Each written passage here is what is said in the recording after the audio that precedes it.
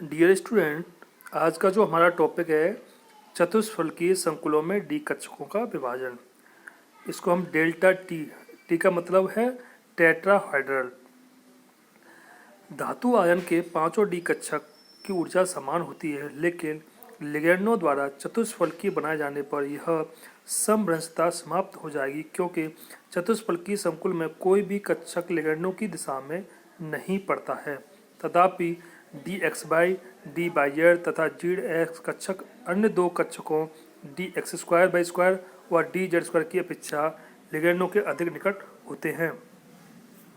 मैंने इससे पहले आपको अष्टफलकीय संकुलों में डी कक्षकों का विभाजन किया था। उसमें क्या था कि जो हमारे चार लिगैंड थे या तीन डी कक्षक थे वो कहाँ थे? बिटवीन द एक्सिस थे, अक्ष के बीच में थे। और जो दो कक्षक थे D X square by square और डी जेड स्क्वायर ईजी, वो अलोंग द एक्सिस थे, अक्ष के की ओर थे। इसके केस में देखा गया कि जस्ट उल्टा होता है। चतुष्फल की संरचना में क्या होता है कि एक संकुल में चार कोनों पर, चार जो कोने होते हैं उन चारों कोनों पर लिगैंड स्थित होता है। तो इसमें जो D X square by square है वो बिटवीन द लिगैंडों से उनकी दूरी अधिक होती है, और जो D X Y D by Z D Z x है वो उनकी दूरी लिगैंडों के पास होती है। इसीलिए ये उच्चतम ऊर्जा के हो जाते हैं।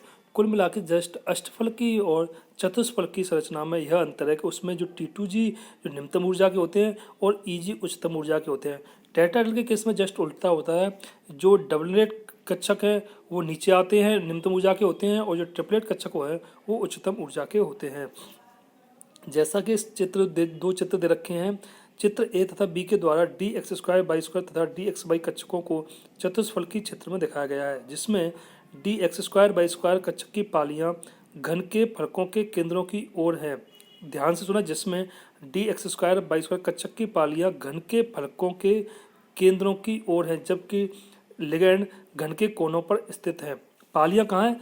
घन के केंद्रों की ओर हैं, जबकि वो लिगैंड कहाँ है? कोनों पर स्थित है। इसका मतलब इनके बीच में दूरी अधिक है। इन पालियां और लिगैंड के बीच में दूरी अधिक होने से यहाँ प्रतिकर्षण कम होगा, इसीलिए इसमें D X square by square और डी जेड स्क्वायर दोनों ही निम्नतम ऊर्जा के होंगे।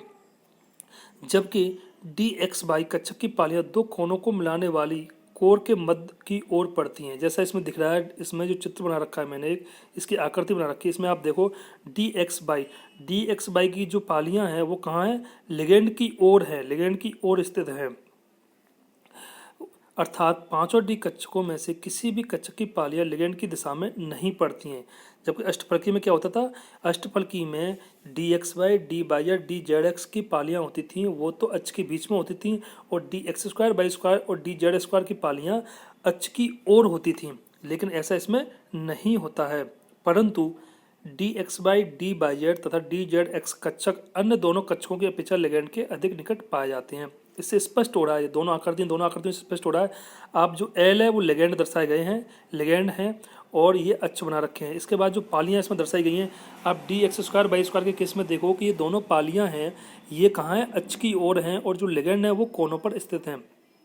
Same D X Y D by Z D Z x में से मैंने सिर्फ एक डी एक्स वाई की आकृति बनाई है। उस आकृति में जो पालियां हैं वो कहाँ है? कोनों की ओर स्थित हैं, और कोनों पर ही क्या है? लिगैंड स्थित है। तो कुल मिलाकर के इसकी जो दूरी है वो उनकी दोनों की अपेक्षा अधिक पास होते हैं, अधिक निकट पाए जाते हैं। अतः लिगैंडों द्वारा D X Y D by Z तथा डी जेड एक्स अधिक बल से एवं D X square by square व डी जेड स्क्वायर कम बल से प्रतिकर्षित होंगे। अतः तीनों कक्षक अधिक ऊर्जा के व दोनों निम्न ऊर्जा के समभ्रंश होंगे, जिन्हें क्रमशः T2 व E के द्वारा प्रदर्शित करते हैं, तथा ऊर्जा अंतर को डेल्टा T या 10dq द्वारा प्रदर्शित करते हैं। सेम जो अष्टफलकी संरचना थी, उस अष्टफलकी संरचना में जो T2G हमारे नीचे थे, EG ऊपर थे, इसमें जस्ट उल्टा हो जाता है। जो हमारे ट्रिपलेट कक्षक हैं जो पहले अष्टफलकी में नीचे थे वो अब इसमें ऊपर चले जाते हैं, और जो डबलेट कक्षक थे हमारे जो ऊपर थे वो नीचे आ जाते हैं। कुल मिला के अष्टफलकी और चतुष्फलकी में क्रिस्टल फील्ड विभाजन जस्ट उल्टा होता है। उसमें T2G नीचे होते हैं और EG ऊपर होते हैं। इसमें जस्ट T2 ऊपर और E नीचे होता है। ये जैसा कि इस चित्र में दिखा रखा है, सबब्रंश डी ऑर्बिटर है, D X Y D by Z D Z X D X square by square D Z square. ये समरस डी ऑर्बिटल जब है जब धातु के पास में कोई लिगेंड उसके संपर्क में नहीं आता है। जब धातु अकेला रहता है तो उसके पांचों डी कक्षक समान ऊर्जा के रहते हैं।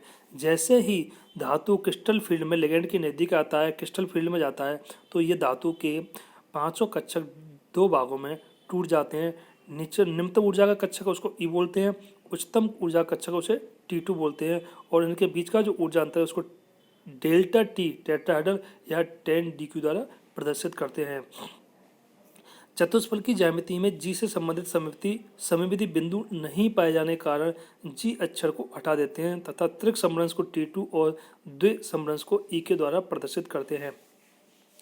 ये आपको विशेष चीज ध्यान रखनी है कि चतुष्फलकी और अष्टफलकी में अष्टफलकी में जो T2G और EG होता था, ये चतुष्फलकी में सिर्फ T2 और E के द्वारा प्रदर्शित करते हैं। अगर आपने इसको बनाया, उल्टा कर दिया, ई बेशक नीचे आ गया और T2 ऊपर चला, लेकिन इसके साथ में आपने जी लगा दी, तो आप अष्टफलकी बना रहे हो, लेकिन उसको गलत बना रहे हो। वो आपका अष्टफलकी माना जाएगा, चतुष्फलकी नहीं माना जाएगा। तो विशेष ध्यान ये देने वाली बात यह है कि जब भी पांचों डी कक्षक दो भागों में टूटते हैं चतुष्फलकी के केस में, तो ई और T2 में के द्वारा उसको प्रदर्शित करते हैं, उसके साथ में जी नहीं लगाते हैं। अगर जी लगा दिया तो वो अष्टफलकी गलत अष्टफलकी हो जाएगा, तो वो आपको उसके मार्क्स नहीं मिलेंगे।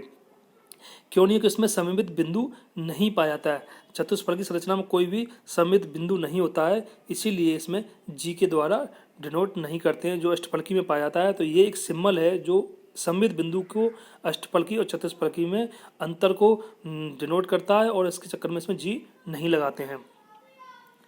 अष्टफल की व्यवस्था होने पर dx² बाई स्क्वायर तथा dz कक्षक का उच्चतम ऊर्जा के तथा dx बाई डी बाई तथा dz कक्षक निम्नतम ऊर्जा के हो जाते हैं, लेकिन ज्यामिति चतुष्फल की होने पर यह विभाजन उल्टा हो जाता है। मैं इसको बार बार कह रहा हूँ कि ये उल्टा हो जाता है, इसको आपको ध्यान रखना है। अगर ये आपने गलत कर दिया तो आपको कोई मार्क्स नहीं मिलेंगे, आपका सवाल उत्तर गलत होगा। अर्थात dx बाई डी बाई तथा dz कक्षक उच्चतम ऊर्जा के एवं dx² बाई स्क्वायर तथा dz² कक्षक निम्नतम ऊर्जा के हो जाते हैं।